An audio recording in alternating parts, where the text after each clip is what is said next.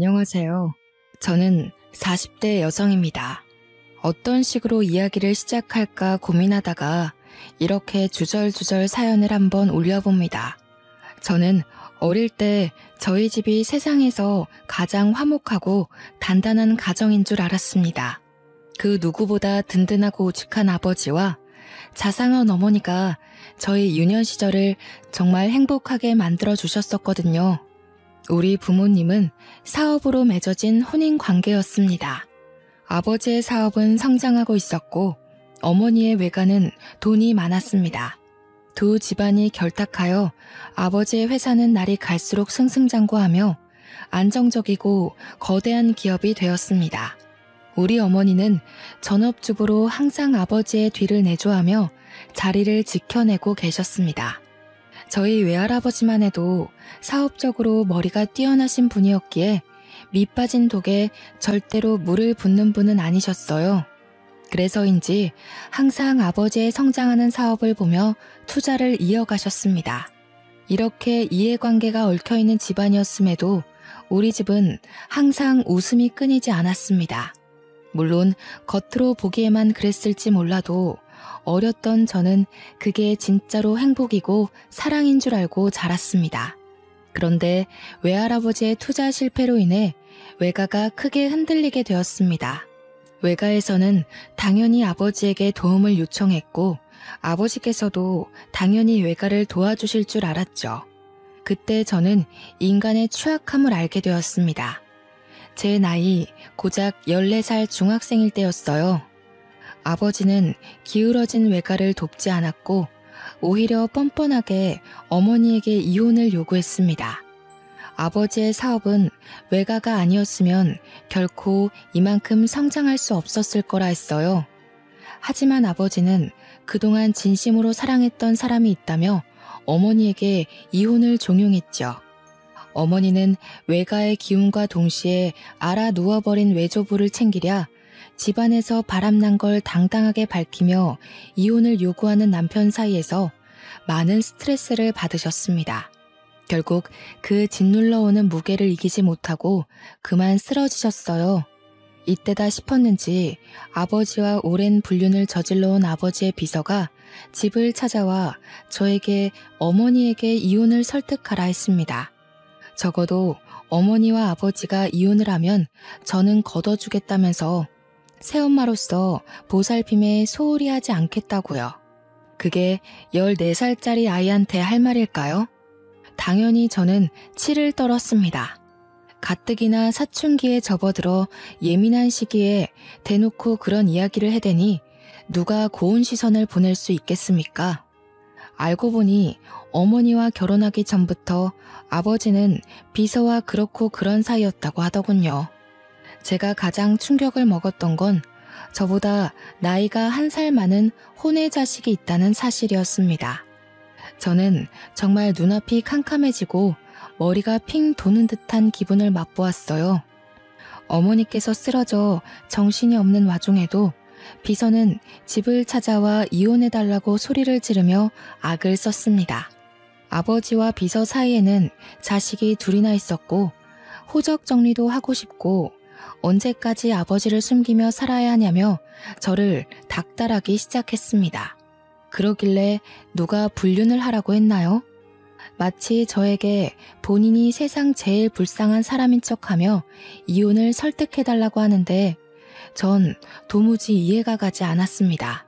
그때 한마디 콱 쏴댔어야 했는데 어렵고 배신감에 무기력했던 저는 그들을 무시하는 수밖에 없었습니다.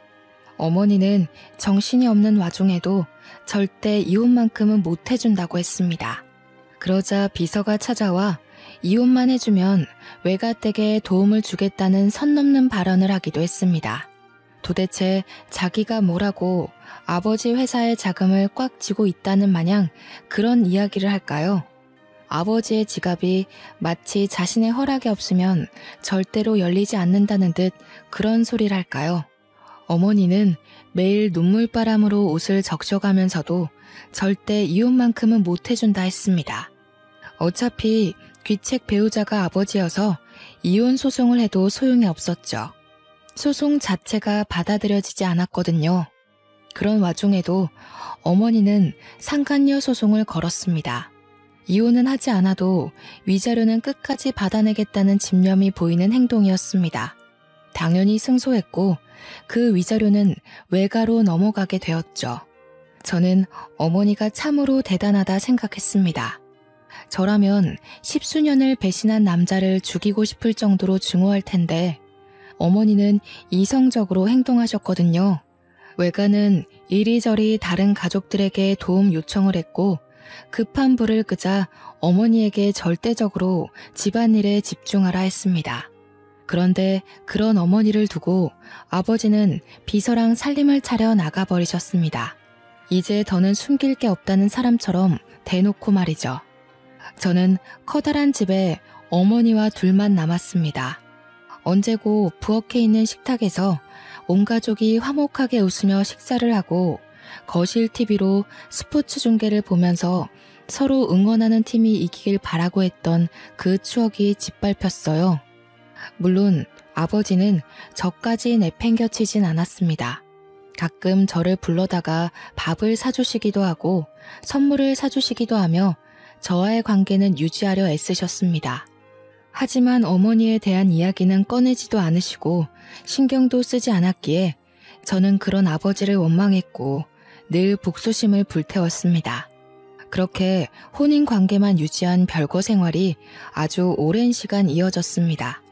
제가 대학에 입학했을 때도 저에게 대학 등록금을 주시면서 슬쩍 운을 떼셨죠.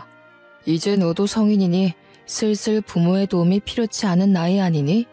결국 어머니에게 이혼을 설득해달라는 말이었습니다.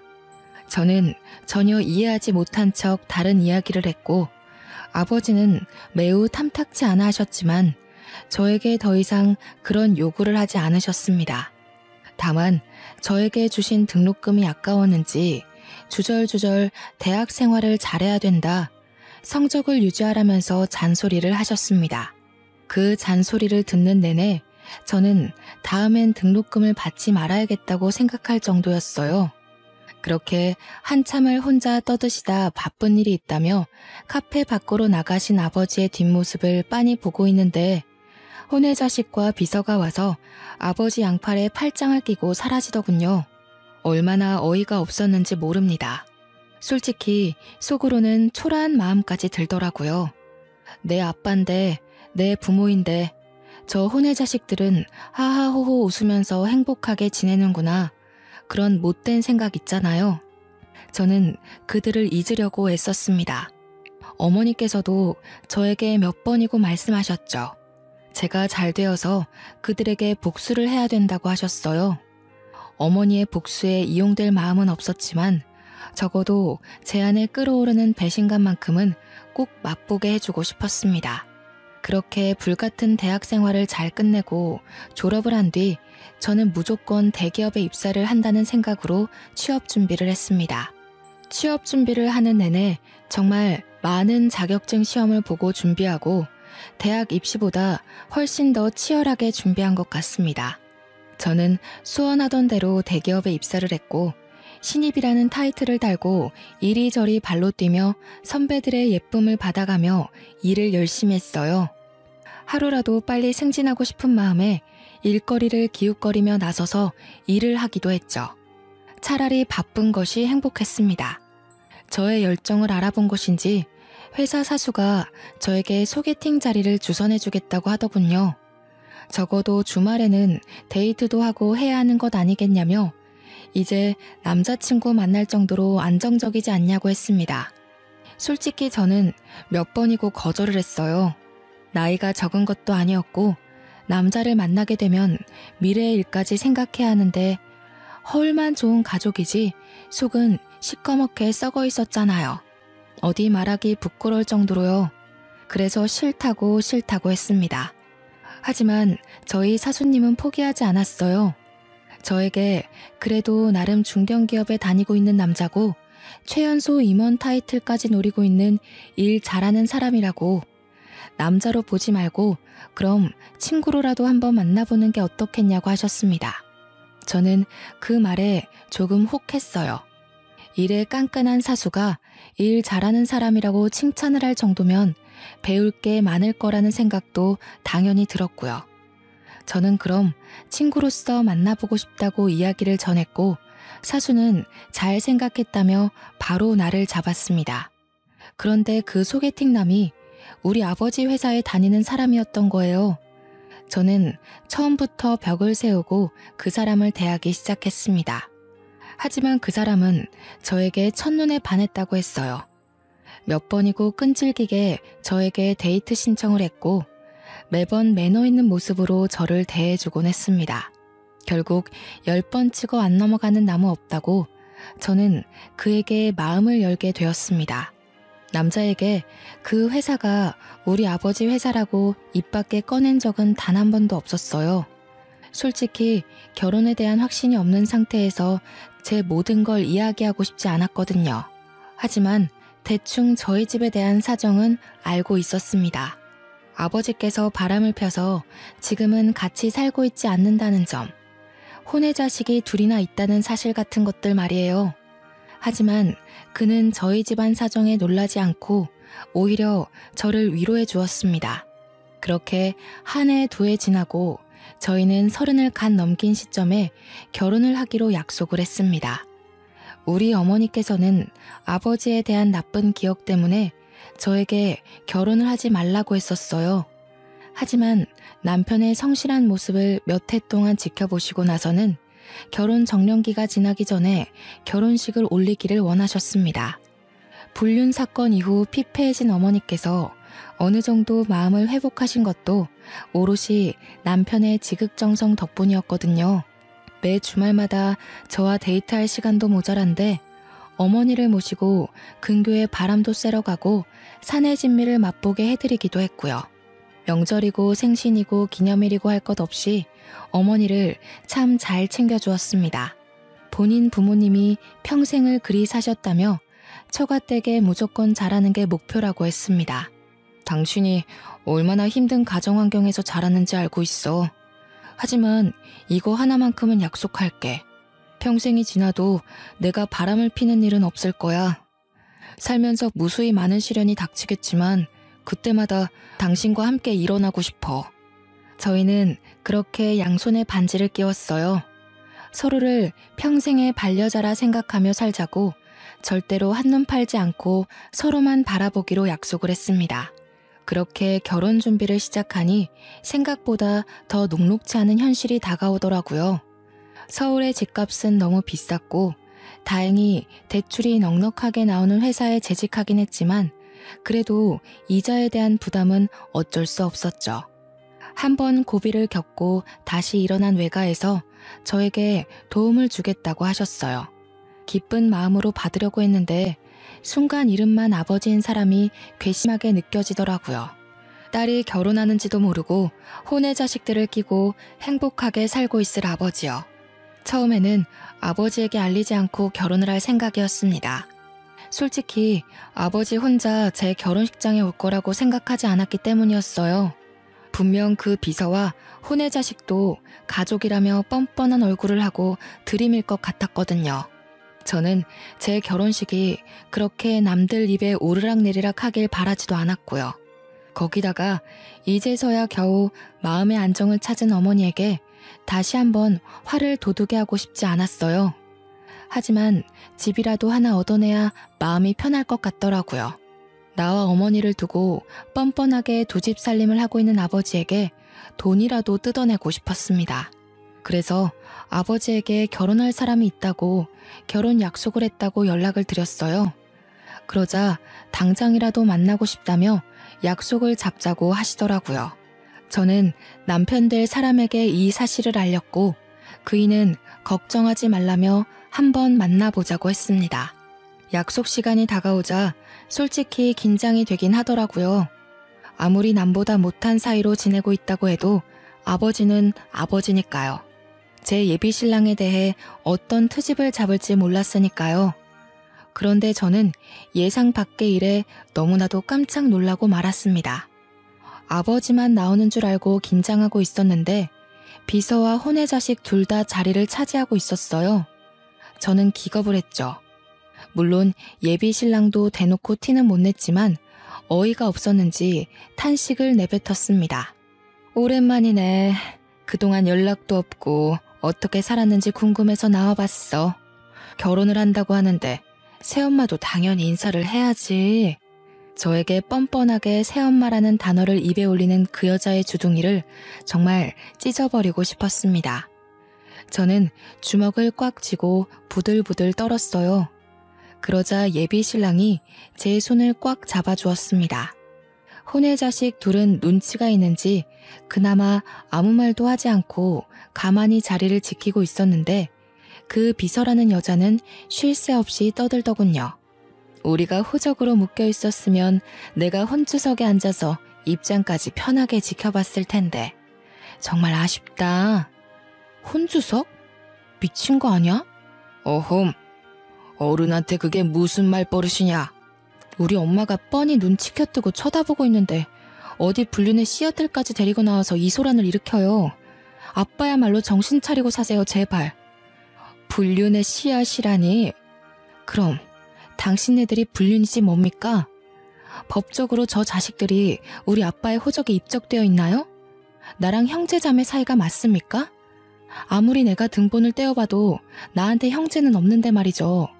예, 네가 어떤 마음인지는 알겠지만 아무리 그래도 피를 나눈 사이에 너무한 거 아니니? 어쩜 날이 갈수록 점점 더 뻔뻔해지세요? 우리 엄마한테 이혼을 종용하던 그때가 아직도 기억에 선합니다. 그런데 뭐가 어쩌고 어째? 새엄마? 혼주석? 정신이 나간 거 아니고서야 맨정신으로 그딴 소리랍니까? 남편은 제가 흥분하자 저를 말리려고 했어요. 하지만 저는 그런 남편의 손을 뿌리쳤습니다. 지금 아니면 이 모든 속내를 털어놓기 힘들 거란 생각이 들기도 했고 속 시원하게 털어내고 싶었거든요. 제가 한번 뿌리치자 남편은 저를 2번 말리진 않았습니다. 저는 거기서 멈추지 않고 계속해서 쏘아댔어요. 그동안 어머니께서 당했던 서욕을 어떻게든 갚아주고 싶은 마음에서였죠.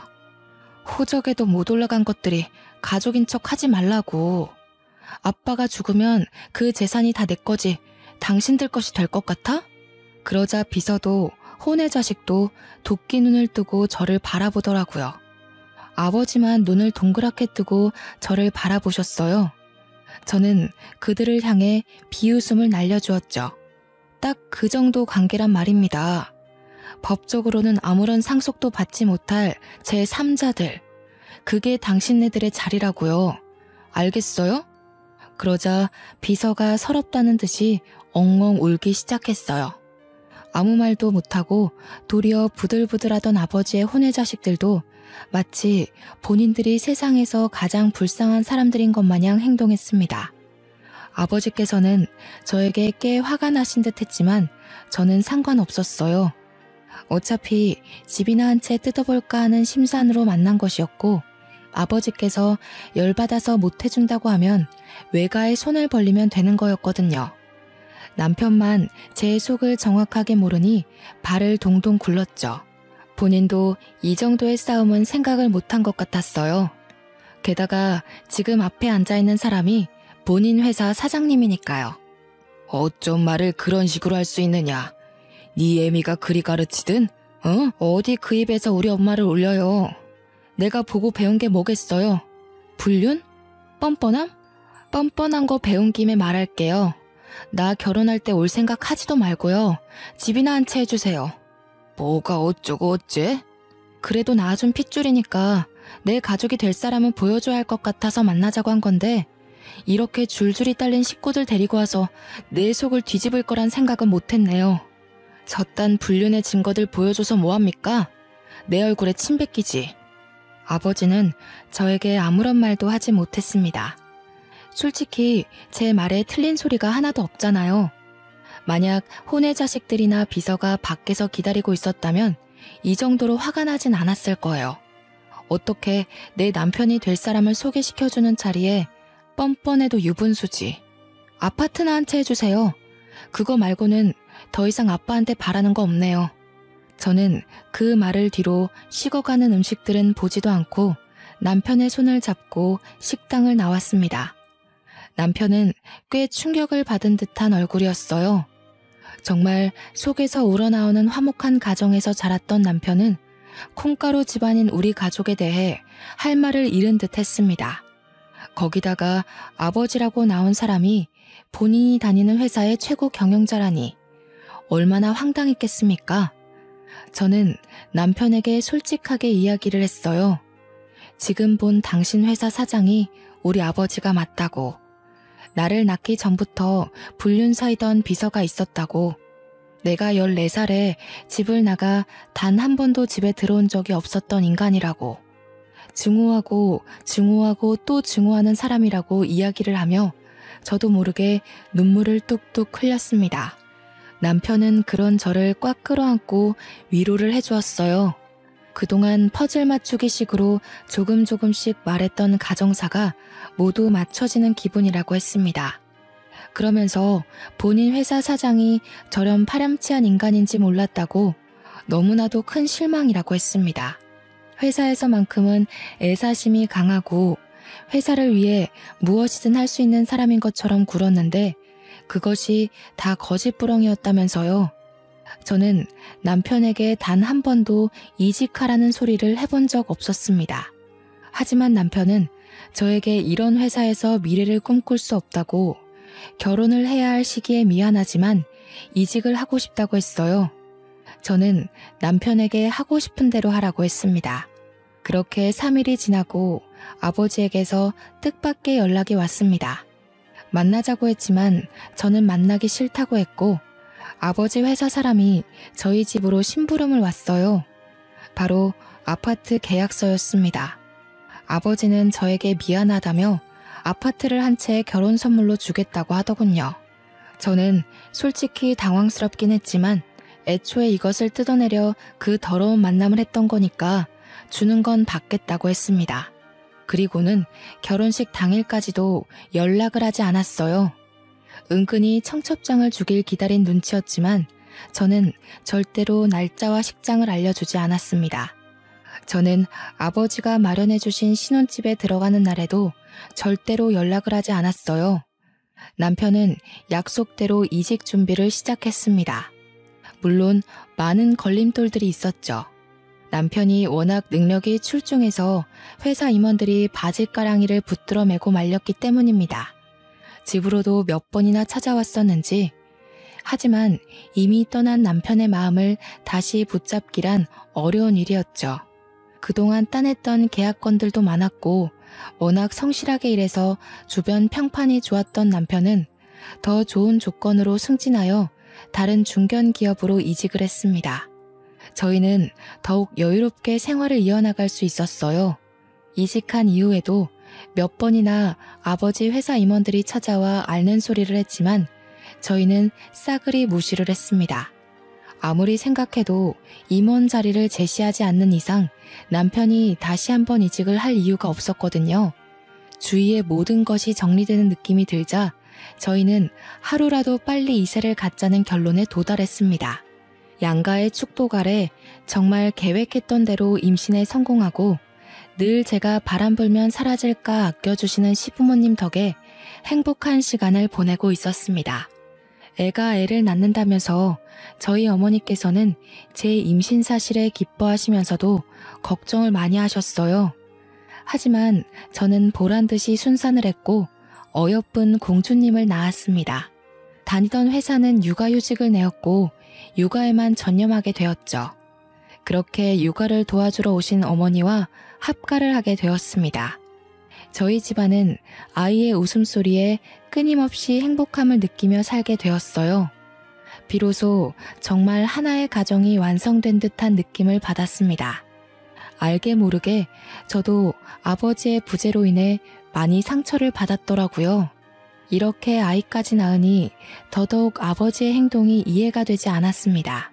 그렇게 몇 년이 더 지나고 사건이 생겼습니다. 아버지의 회사에서 남편이 일하고 있던 파트에 문제가 생겼는데 남편이 도맡아 하던 직책이라 아버지의 회사에서 남편을 애타게 찾는다는 것이었어요. 집이며 회사며 몇 번이고 찾아와 좋은 자리를 줄 테니 이직을 생각해달라고 했다고 하더라고요. 아니, 회사 운영을 어떻게 했길래 사람 하나 비웠다고 그렇게 죽는 소리를 할 수 있는 건지 이해가 되지 않았습니다. 남편은 좋은 자리라는 말에 꽂힌 듯 싶었어요. 임원 자리를 내어주겠다는 소리로 들렸거든요. 결국 회사 임원들로는 설득이 안 되겠다 여겼는지 아버지께서 어느 날 집으로 찾아오셨습니다. 집에서 육아를 도와주고 계시던 어머니와 눈이 마주치자 무척이나 당황하신 듯 싶었지만 저희는 지은 죄가 없으니 당당했죠. 아버지께서는 결국 남편에게 아쉬운 소리를 잔뜩 늘어놓으셨습니다. 저는 이때가 기회라고 생각했어요. 그럼 임원 자리라도 주시고 스카우트 하셔야 하는 거 아닌가요? 다시 이직만 해준다면 내가 이사 자리를 내어주겠네. 우리 회사에 꼭 필요한 사람인 걸 내가 몰라서 이러겠나. 그래 여보, 어차피 아빠 회사에 직계 혈통은 나 하나 아니겠어? 하면서 아버지를 빤히 바라보니 헛기침을 한번 하시고는 땀을 닦으시더군요. 저는 그런 생각을 했어요. 혼의 자식들이야 아버지 호적에도 올라가지 못한 인간들인데 이 회사를 가질 사람은 저밖에 없다고요. 어릴 때 아버지께서 야금야금 증여해 주신 주식도 꽤 가지고 있으니 이 회사 차기 주인은 제가 되어야 한다고 생각했습니다. 아버지께서 남편에게 이사 자리를 주면 오히려 저에게 든든한 뒷배가 될 수 있을 거라 생각했고요. 저는 절대로 혼의 자식들이 아버지 회사를 탐내거나 혹은 콩고물 떨어지길 기대하지도 못하게 만들고 싶었거든요. 아버지께서는 제가 말하는 건 모두 들어주실 것처럼 행동했습니다. 남편은 고민을 좀 해보겠다고 했으나 이미 마음이 기운 듯했어요. 아무리 좋은 조건의 회사를 다니고 있다고 해도 중견기업 이사 자리가 쉬운 게 아니잖아요. 아버지가 긍정적으로 생각해 주길 바란다며 아쉬운 소리를 하시고 나가시자 어머니와 저는 남편을 설득했습니다. 우리 딸 말도 틀린 게 없네 이서방. 어차피 저 인간의 호적에 하나뿐인 자식이고 혹여라도 저 인간이 잘못되기라도 하면 그 불륜의 증거들과 싸워야 할 수도 있네. 물론 법적으로는 우리 쪽 지분이 많긴 하지만 그래도 자네가 임원 자리를 차지한다면 훨씬 수월하겠지. 내 생각도 마찬가지야. 우리가 저 회사를 꿀꺽할 수 있는 좋은 기회라고 생각해. 당신이 뒤에서 임원들 설득만 하면 내가 언제라도 아버지 뒤통수를 칠 수 있지 않겠어? 물론 아빠도 대비를 어느 정도 해두긴 하겠지만 남편은 연봉도 오르고 나이 40대에 최연소 임원 타이틀을 얻을 수 있다는 명예로운 일에 동참하지 않을 이유가 없다고 했습니다. 이직을 하겠다고 마음을 먹으니 그 뒤로는 아주 일사천리로 술술 풀렸죠. 남편은 성대한 환대를 받으며 다시 아버지의 회사 임원 자리를 차지했고 연봉도 엄청나게 올려받을 수 있었습니다. 능력이 출중했기에 그 누구도 토를 달지 않았어요. 아버지의 혼의 자식들이 조금 불만을 토로했다고 하긴 하더라고요. 본처의 자식만 챙기는 것 아니냐고요. 그도 그럴 게 아버지의 혼의 자식들은 돈을 쓸 줄만 알았지 벌 줄은 모르는 사람들이었거든요. 오죽하면 아버지께서 대놓고 낙하산으로 회사에 꽂아주기까지 했었는데 사고만 쳐서 결국 잘렸다고 들었어요. 그 뒤로도 뭐 딱히 일을 하고 있다는 소리도 들어본 적 없었고요. 그러니 당연히 비서와 혼의 자식들도 위기감을 느끼긴 했을 거예요. 저는 그 부분을 노린 거고요. 복수는 원래 차근차근 한 번에 해결하는 거라고 하잖아요. 기회가 찾아왔어요. 아버지께서 갑자기 쓰러지신 거예요. 저는 아버지의 걱정보다 드디어 이 회사를 가질 수 있을까? 아버지에게 어떤 복수를 해야 어머니의 마음이 시원해질까 하는 생각을 하게 되었죠. 그런데 생각보다 일은 더 심각했어요. 아버지의 병명은 췌장암이었고 손쓸 수 없이 악화되었을 때 발견이 된 거예요. 병원에서도 연명치료 말고는 더 이상 해줄 게 없다면서 3개월 시한부를 선고했다고 했어요. 그러자 아버지는 본색을 드러내기 시작했습니다. 내 이야기는 이미 사위를 통해 들었겠지만 나에게 남은 시간이 별로 없다. 의사놈이 3개월 살 수 있을 거라 하더군. 그래서 내가 슬슬 정리를 시작하려고 한다. 회사는 어떻게 하실 건데요? 저는 솔직히 저를 직접 찾아온 아버지에게 조금의 기대를 했어요. 아무리 그래도 호적상 존재하는 유일한 자식이고 저를 25년이 넘는 세월을 어머니와 함께 방치해뒀으면 마지막 유종의 미는 제대로 거둬야 한다고 생각했죠. 하지만 제 예상과 달리 아버지는 뻔뻔함의 극치를 넘어선 파렴치한이었습니다. 내가 가진 주식 중의 일부를 너에게 증여하기로 했다. 하지만 회사는 안 돼. 그건 우리 첫째 아들의 몫이다. 우리 첫째요? 그렇게 날선 반응하지 말어. 네 오빠 아니냐. 저는 오빠라는 말에 소리를 꽥 질렀습니다. 감히 누구 앞에서 그 불손한 존재를 오빠라 들먹인단 말입니까? 누가 오빠예요, 누가. 저는 그런 더러운 종자를 오빠로 둔 적 없습니다. 네 애비가 죽어가는데 아직도 인정을 못한다는 게야? 그 아이들이 무슨 죄가 있어서 평생을 아버지를 아버지라 부르지도 못하고 살아야 하니? 아버지라고 잘만 부르던데 무슨 소리세요? 그래서 회사를 그 혼의 자식에게 주겠다고요? 최장암이라더니 머리가 어떻게 된 건 아니세요? 아버지는 제 말에 뒷목을 잡으시며 뒤로 넘어가는 신용을 하셨습니다. 일어서는 저에게 끝까지 회사를 탐내지 말라면서 주식이나 줄 테니 먹고 떨어지라는 식으로 말씀을 하시더군요. 저는 정말 이해할 수가 없었습니다. 아무리 그래도 어머니와 저와 함께 살 부대끼며 살았던 시간들이 있는데 어찌 혼의 자식만 챙길 수 있는지요. 거기다가 제 남편은 아버지의 간곡한 부탁으로 이직까지 해서 회사 일을 돕고 있는데 세상 물정 모르는 망나니 같은 인간에게 회사를 물려준다는 게 말이나 됩니까? 동네 구멍가게도 아니고 중견기업식이나 되는 회사가 그렇게 주먹구구식으로 운영이 되어도 되는지 의문이었습니다. 아버지에게 혼의 자식에게 회사를 물려주겠다고 선언한 이후 저와 어머니의 휴대폰으로 비서와 혼의 자식들의 경거망동한 문자가 도착하기 시작했습니다. 그렇게 불륜불륜 노래를 부르더니 꼴 좋다는 식의 문자 메시지들이었습니다. 결국 회사를 물려받을 건 본인들이고 저희는 닭 쫓던 개 지붕 쳐다보는 꼴 됐다면서요. 어찌나 신이 나 보였는지 저한테 비아냥거리는 연락을 해대는데 기가 차더라고요. 그렇게 혼의 자식이라고 무시하고 하등생물 취급하더니 아주 꼴 좋다. 그러길래 진즉 아버지한테 잘했어야지. 우리가 회사 물려받아서 속에서 천불나겠네. 어쩌냐? 지금이라도 곱게 우리가 가족이라는 걸 인정한다면 콩고물 정도는 챙겨줄 수 있는데. 하지만 제가 바보도 아니고 그걸 그냥 손 놓고 지켜만 보고 있었을까요? 저는 아버지가 돌아가시면 준비했던 모든 것을 터뜨리기 위해 숨어 있었을 뿐이었습니다. 아버지께서 어릴 적부터 제 생일이나 크리스마스, 어린이날 같은 기념일마다 야금야금 증여해 주신 주식이 있었다고 했잖아요. 제가 가진 주식에 어머니께서 결혼할 때 받으셨던 주식, 그리고 남편이 임원일 하면서 상여금으로 받은 주식과 틈틈이 모든 지분들까지 모두 모아보니 꽤 되더라고요. 하지만 그만큼으로는 솔직히 최고 경영자 자리를 차지하기엔 어림도 없었죠.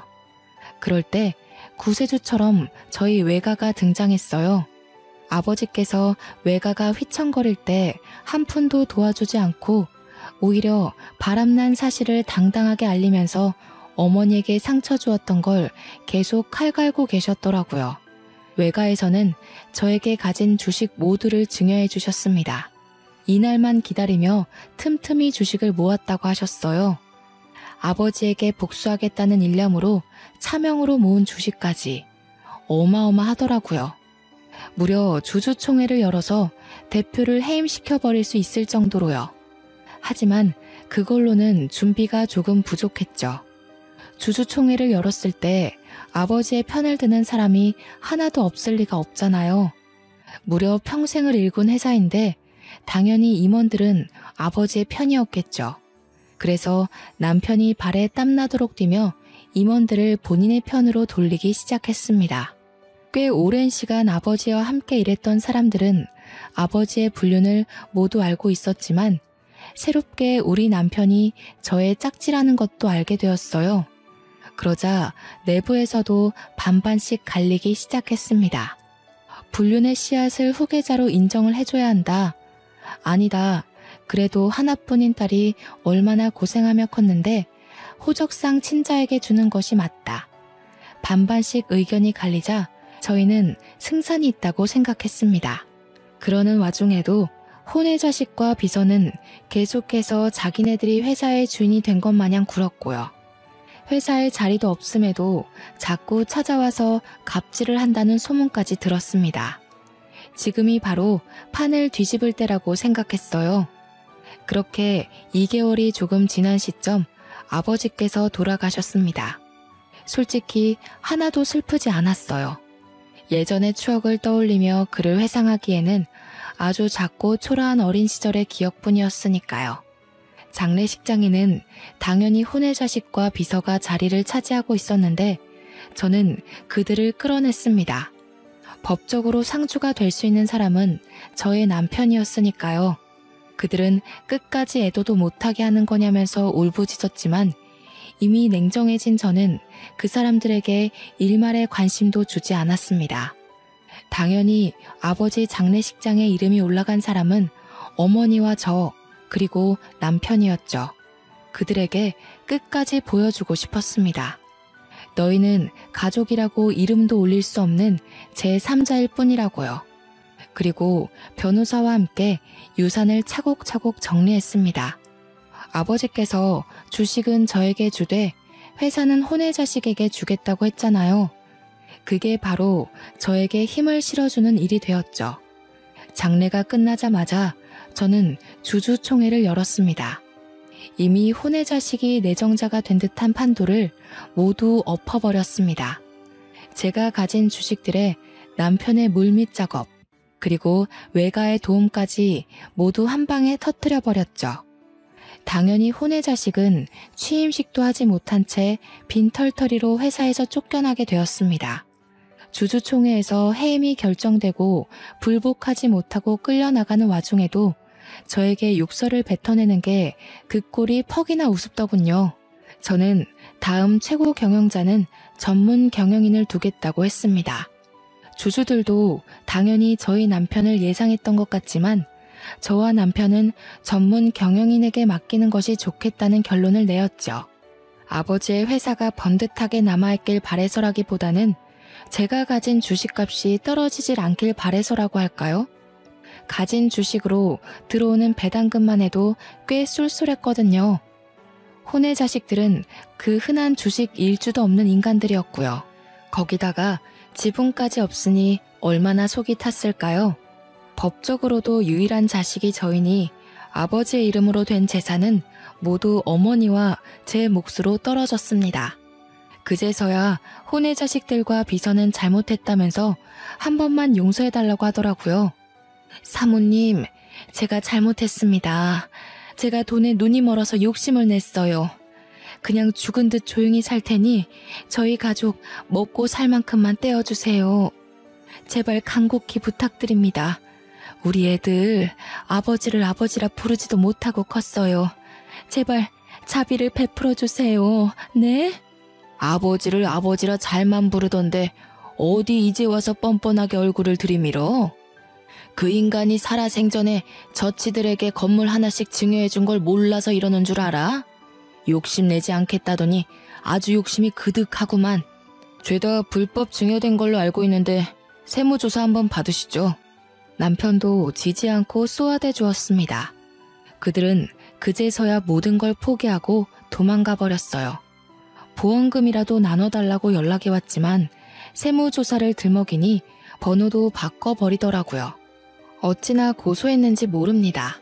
복수는 복수를 낳는다고, 솔직히 앞으로의 일이 걱정되지 않는다고 하면 거짓말이겠죠. 모든 걸 잃은 사람들이 비열한 짓을 2번은 못할까 싶기도 하고요. 하지만 저희 가족은 모두 이겨낼 자신이 있습니다. 추운 겨울이 지나면 따뜻한 봄이 다가오잖아요. 아버지의 죽음은 예상하지 못했던 급작스러운 일이긴 했지만 살아계셨어도 언젠가 저는 똑같이 주주총회를 열고 회사를 분산시켰을 거예요. 그 뜻은 절대로 변하지 않을 제 숙명과도 같은 것이었으니까요. 하루하루 커가는 딸을 보면서 이 예쁜 아이를 눈에 넣어도 아프지 않을 아이를 두고 어떻게 다른 가정을 차렸는지 이해를 더욱 할 수 없게 되었습니다. 남편과 저는 평생 동안 이 일을 잊지 않고 살기로 했어요. 인과응보를 늘 마음속에 담아주고 평생을 함께 할 겁니다. 우리 어머니는 복수가 속 시원했는지 정말 편해진 얼굴로 저희 아이를 봐주시고 계세요. 덕분에 저와 남편은 각자의 자리에서 열심히 일을 하고 있습니다. 아버지의 회사는 전문 경영인 체제로 바뀌면서 더욱 성장세를 보이고 있고 제 통장도 두둑해지고 있는 중이죠. 앞으로는 마음의 모든 짐을 털어내고 행복만 생각하고 살겠습니다. 날이 점점 추워지네요.